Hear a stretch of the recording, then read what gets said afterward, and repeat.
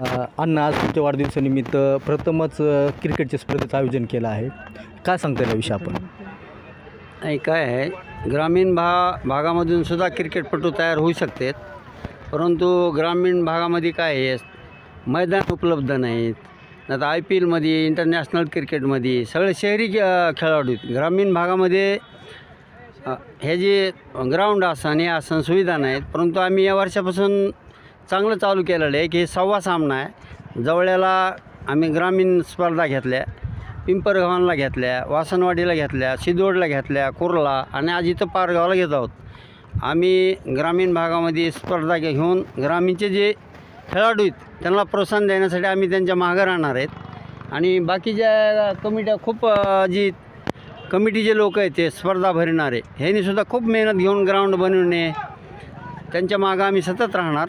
आणि ग्रामीणच्या खेळाडूंना आम्ही प्रोत्साहन देऊन ग्रामीणमध्ये कसं हे बक्षीस जातील आणि ग्रामीणचे खेळाडू कसे तयार होतील यासाठी आम्ही खूप प्रयत्न करणार आहेत. आणि हे 6वा सामना आहे.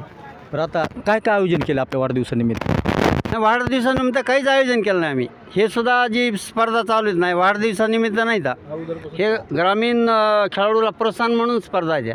वाढदिवसाचा विषय नाही. आणि आम्ही ह्या दरवर्षी स्पर्धा भरणार आहे. जिथं जिथं विद्यार्थी आपले ग्रामीण खेळाडू तयार होतील त्यांना प्रोत्साहन देणं आणि त्यांच्या मागं उभं राहणं, सतत मागं, एवढ्या वर्षाकरता नाही, सतत 1111 रुपयाचं बक्षीस ठेवलं आहे. कशा प्रकारे बक्षीस आयोजन केलं? काय नाही, चौकार मारला तर कसं राहणार आहे, सिक्सर मारला तर कसं राहणार आहे? प्रथम बक्षीस जी सर्वात प्रथम जी टीम निघन त्याला 1,11,000 रुपये देणार आम्ही. आणि हे जी बक्षीस आहेत, चौकार मारला, सिक्सर मारला तर ते वेगळे बक्षीस आहेत. प्रथम बक्षीस 1,11,000 रुपये हे जे टीम जिंकन प्रथम त्याला देणार आमच्या. एकूण किती स्पर्धेने म्हणजे किती स्पर्धेने भाग घेतला, म्हणजे टीम किती उतरल्यात मैदान? 16 टीम आहेत. 16 टीमनी भाग घेतला आहे. शहरी भागातले आहेत का काय नुसतं ग्रामीण भागात? ग्रामीणलाच प्रोत्साहन देणार आम्ही. ग्रामीणच्या खेळाडूला प्रोत्साहन देणार आणि सतत देणार. त्यांना जवळ इंटरेस्ट आहे खेळामध्ये त्यांच्या मागं आम्ही उभं राहणार सगळ्या खेड्यामध्ये. या ठिकाणी माळापूरचे सरपंच देखील अशोकरावजी ढास उपस्थित आहेत. त्यांनी देखील या ठिकाणी बक्षिसाचं आयोजन केलेलं आहे. द्वितीय बक्षीस ठेवले आपण. काय सांगाल, आता उन्हाळा कडक पडला आहे, त्याच्यामध्ये क्रिकेट स्पर्धेचं आयोजन केलं आहे, काय सांगताल प्लेयरसाठी आता आपण?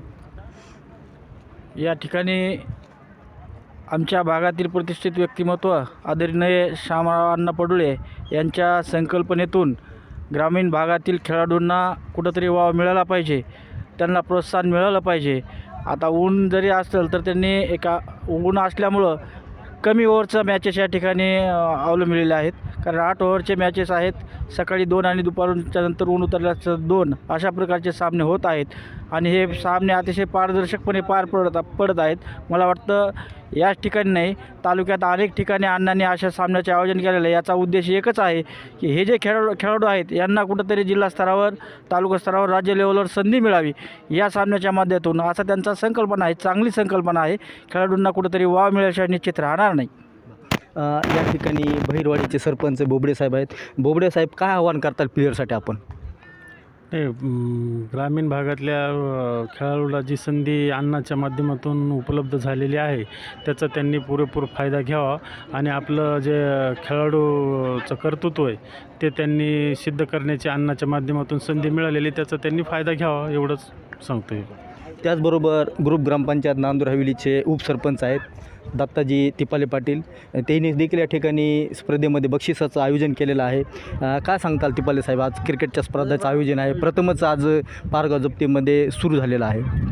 प्रथम मी अण्णाचे ग्रामपंचायतच्या वतीने मी मनपूर्वक आभार व्यक्त करतो की त्यांनी अण्णाने मोठं बक्षीस आमच्या ग्रामीण भागातील मुलांसाठी 1,11,000 रुपयाचं बक्षीस प्रथम पारितोषिक केल्यामुळं ग्रामीण भागातील खेळाडूंना प्रोत्साहन मिळेल. आणि मी ग्रामपंचायतीच्या वतीने मनपूर्वक आभार व्यक्त करतो अण्णाचे की पारगावमध्ये त्यांनी अशी अण्णा चषक स्पर्धा उपलब्ध करून दिली, त्याबद्दल मी ग्रामपंचायती वतीने खूप खूप आभार व्यक्त करतो.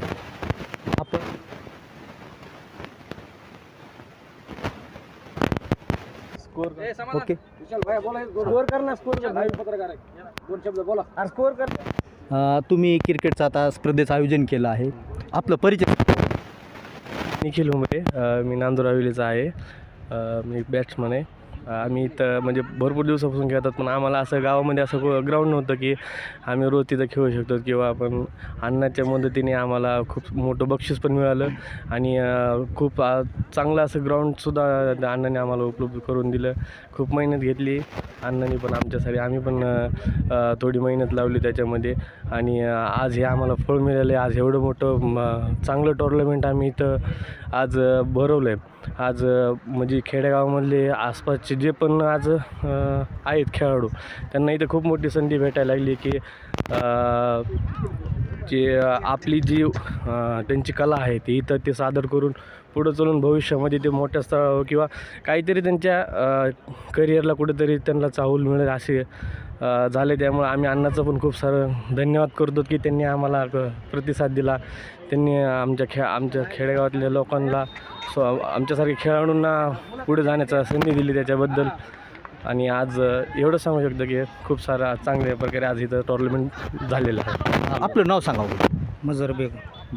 आता प्रत्येक वर्षी स्पर्धेचं आयोजन करणार आहोत. 100% अन्नाच्या योजने आम्ही समजा नाही का, जे बी आम्ही जे सर्कलमधले जे बी आमचे जे सहकारी मित्र आहेत त्यांना घेऊन आम्ही अन्नाच्या ह्याच्याने आम्ही दरवर्षी इथं टुर्नामेंट ठेवणार आहे. अण्णा, आता शेवटचा प्रश्न आहे, काय तुम्ही काय आव्हान करता प्लेयरसाठी आव्हान काय नाही, ग्रामीण भागातून खेळाडू तयार झाले पाहिजे आणि पारदर्शक सामने त्यांनी भरावा. जे खेळून बक्षीस नेईन त्यांना त्यांनी कमिटीने आणि त्यांना बक्षीस द्यावा आणि दरवर्षी त्यांची इच्छा असेल तर दरवर्षी आम्ही त्यांच्या पाठीमागं उभं राहू. ग्रामीण पूर्ण गावच्या जे खेळाडू आहेत आणि ज्यांना इंटरेस्ट आहे याच्यामध्ये त्यांच्यासाठी आम्ही दरवर्षी त्यांच्या मागं उभं राहू. ज्या वेळेस त्यांना गरज पडेल त्यावेळेस त्यांच्या पाठीमागं उभं राहू.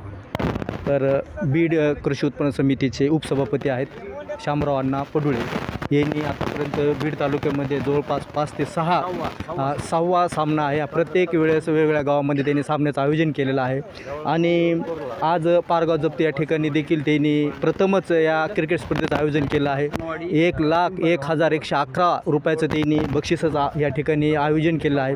त्याचबरोबर माळापूरचे सरपंच देखील आहेत अशोकरावजी ढास, त्यांनी देखील 11,000चं बक्षिसाचं आयोजन केलं आहे.